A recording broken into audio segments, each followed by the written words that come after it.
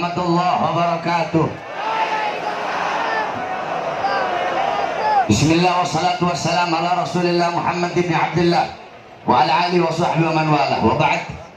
Saya cintai yang saya muliakan segenap pengurus PA 212, segenap panitia penyelenggara, reuni akbar, alumni mujahid dan mujahidah 212, beserta segenap para alim ulama, para habaib, para kiai, para asatid, para tokoh masyarakat, para aparat pemerintah, beserta seluruh para mujahid dan mujahidah 212 yang dimuliakan oleh Allah Subhanahu wa taala.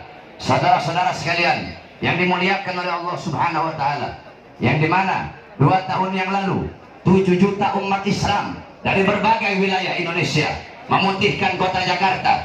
Berada di kota Jakarta ribuan bendera majelis taklim, ribuan bendera pondok pesantren, ribuan bendera ormas, ribuan bendera ormas berdiri berkibar di bawah langit Jakarta, yang dimana pada hari itu umat Islam berkumpul untuk meruntuhkan, untuk menghancurkan kerajaan-kerajaan kezaliman. Cara persatuan umat Islam itulah sehingga Allah Subhanahu wa taala berikan kemenangan, sehingga hari itu patut untuk dikenang, patut untuk disyukuri, sehingga duduknya kita di sini untuk mensyukuri, untuk mengenang hari bersejarah tersebut, hari persaudaraan umat Islam, hari persatuan umat Islam, yaitu 2 Desember.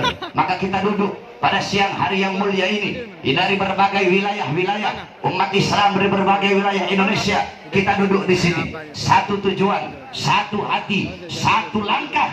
Untuk apa? Untuk bersatu di bawah bendera Islam dan di bawah bendera merah putih Negara Kesatuan Republik Indonesia. Oleh karenanya, saudara-saudara sekalian yang dimuliakan oleh Allah Subhanahu wa taala, sedikit saya jelaskan sebagaimana Nabi Muhammad SAW, beliau diutus sebagai rahmat. Wa ma arsalnaka illa rahmatan lil alamin.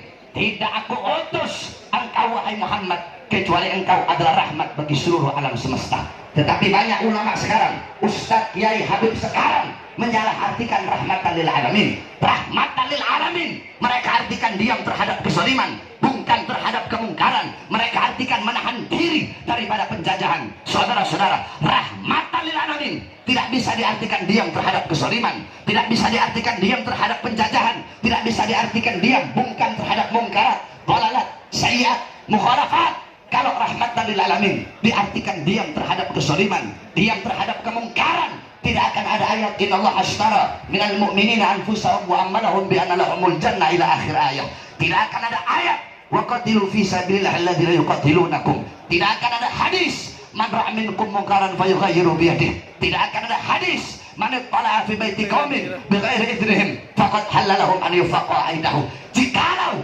rahmatan lil alamin diartikan diam terhadap kezaliman, diam terhadap kemaksiatan, diam terhadap kemungkaran, diam terhadap penjajahan, maka demi Allah ketika Bung Tomo mendatangi pendiri Nahdlatul Ulama Hadratus Syekh Kiai Haji Hasyim Asy'ari radhiyallahu anhu, Bung Tomo berkata, "Wahai Kiai, besok tentara Inggris akan datang menjajah kita, merebut senjata-senjata kita, memerangi kita." Kalau rahmatan lil alamin diartikan diam terhadap kezaliman, maka beliau akan menjawab, udahlah biarkan Inggris, gak usah dilawan, gak usah angkat senjata, Islam itu damai, Islam itu lembut. Tetapi nyatanya jawaban beliau bukan seperti itu, saudara-saudara. Apa jawaban beliau ketika Bung Tomo datang untuk meminta pendapat, minta fatwa, minta pandangan? Kiai, besok tentara Inggris akan datang menyerbu kita, akan datang merebut senjata-senjata kita. Apa jawaban pendiri Nahdlatul Ulama Kiai Haji Hasyim Asy'ari? Beliau jawab, hubbul watan minal iman. Cinta tanah air, cinta negara, cinta NKRI bagian daripada iman. Maka jihad hukumnya fardhu ain, wajib bagi setiap bangsa dan rakyat Indonesia mengangkat senjata, mengusir penjajah dari tanah Indonesia, saudara. Kalau rahmatan lil alamin diartikan dengan kelembutan saja, dengan diam terhadap kezaliman, bukan terhadap penjajahan, demi Allah Indonesia tidak akan pernah mendapatkan kemerdekaannya. Tanah Indonesia telah dicuci dengan darah umat Islam, darah para ulama, darah para habaib, darah para kiai, darah para asatid, darah para pahlawan, darah para syuhada. Ini kemerdekaan didapatkan bukan dengan tenang-tenang, bukan dengan santai-santai, tetapi dengan harokah, dengan pergerakan, dengan jihad, dengan perjuangan, dengan mujahadah, beribadah dengan bersungguh-sungguh, saudara-saudara sekalian yang dimuliakan oleh Allah Subhanahu wa taala. Oleh karenanya tidak ada yang lebih mencintai Indonesia sebagaimana kecintaan umat Islam, para ulama dan para santri kepada Indonesia. Sampai-sampai dijelaskan dalam kitab Idhatun Nasyiin Syekh Mustafa Al-Ghulaimi, beliau mengatakan apa itu makna nasionalis. Banyak orang-orang sekarang lidahnya berkata nasionalis, berkata NKRI, berkata merah putih, tetapi nasionalisnya hanya cukup sebatas di lidah saja, cukup sebatas di mulut saja. Apa itu nasionalis? Dijelaskan oleh beliau dalam kitabnya. Seorang nasionalis adalah orang yang rela susah asalkan bangsanya kaya, rela susah asalkan bangsanya tenang, rela miskin asalkan bangsanya kaya, rela mati asalkan bangsanya hidup, rela hancur, rela binasa asalkan bangsanya, rakyatnya, negaranya tetap utuh jaya berdiri. Nah, di Indonesia tidak ada yang lebih rela miskin, yang lebih rela susah, yang lebih rela menderita, yang lebih rela mati, yang lebih rela hancur dan binasa untuk Indonesia selain daripada umat Islam.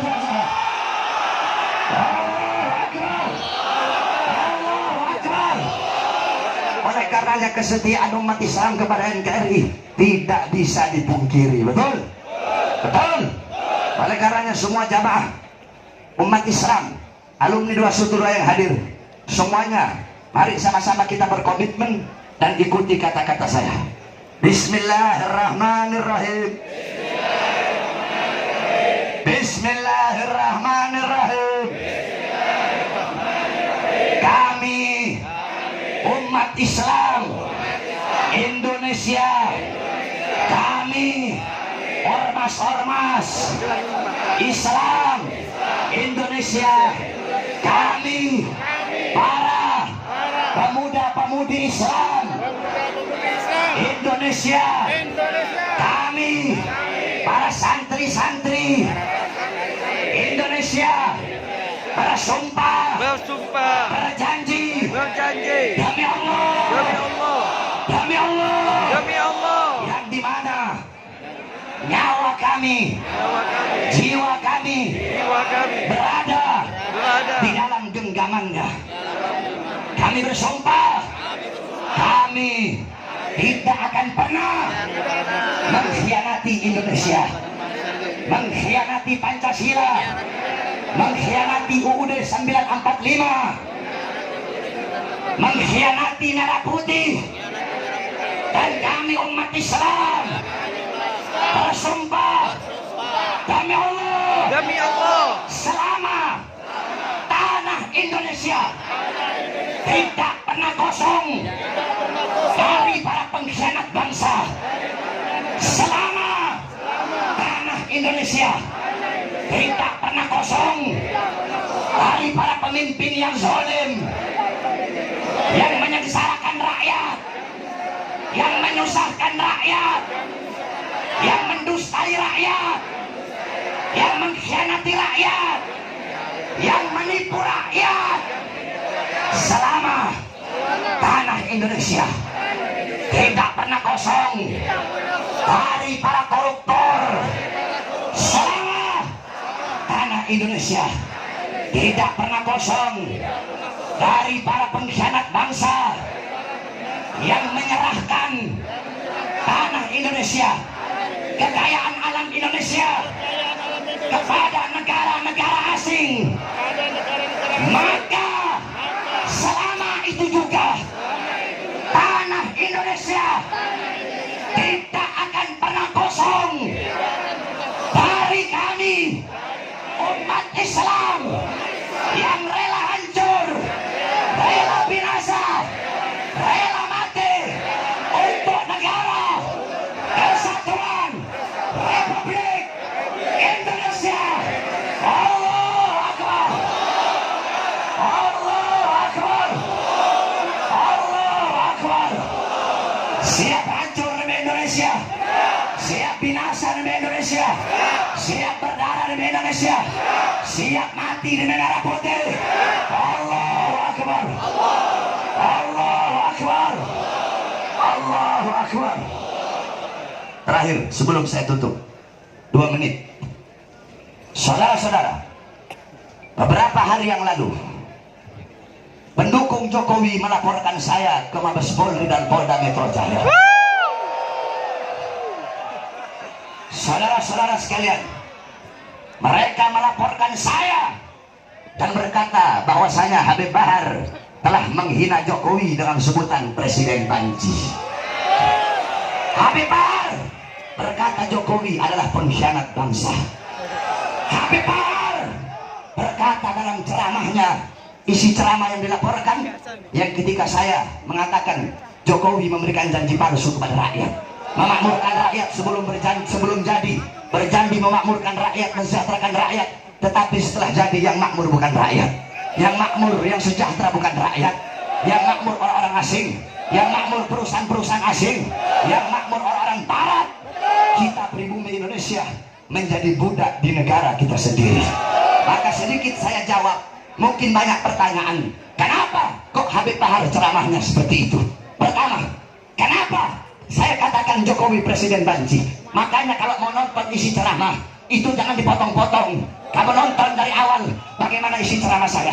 Kenapa saya katakan dia banci? Pertama, kenapa ketika 4.11, aksi 4.11, jutaan umat Islam, ribuan ulama, ribuan habaib, ribuan kiai berkumpul di depan istana negara untuk menemuinya, untuk meminta keadilan dan penegakan hukum kepada penista agama. Justru para ulama, para habaib, para kiai, para santri, para ustaz diberondong dengan gas air mata, dan presidennya kabur dan lari. Saya berkata seperti itu karena ketidakrelaan saya, saudara-saudara saya sesama umat Islam itu dizolimi dan dikriminalisasi. Yang kedua, kenapa saya katakan dia pengkhianat bangsa? Karena saya tidak rela melihat masih banyak rakyat yang susah, rakyat yang kelaparan, rakyat yang kehausan di saat para pemimpin hidup senang dan hidup kenyang. Oleh karenanya saya sampaikan kepada kalian yang melaporkan saya, jikalau bagi kalian itu adalah suatu kesalahan, demi Allah saya Bahar bin Smith tidak akan pernah minta maaf dari kesalahan itu. Pendukung Jokowi mendesak Habib minta maaf, tidak. Saya lebih memilih busuk dalam penjara daripada harus minta maaf. Allahu Akbar, Allahu Akbar. Maka saya sampaikan kepada kalian, jikalau dalam beberapa hari ke depan, dalam beberapa minggu ke depan, saya ditangkap, saya dipenjara karena membela rakyat yang susah, membela rakyat yang kelaparan, kalau saya ditangkap, kalau saya dipenjara, berjanjilah kalian, demi Allah, jangan pernah kalian padamkan api-api perjuangan yang selama ini kami jalankan. Allahu Akbar. Siap lanjutkan perjuangan, siap teruskan perjuangan. Allahu Akbar. Mudah-mudahan Allah hancurkan pemimpin yang zalim, Allah binasakan pemimpin yang zalim. Amin ya rabbal alamin. Wassalamualaikum warahmatullahi wabarakatuh. Jangan ada yang pulang supaya lebih berkah. Kita minta kepada guru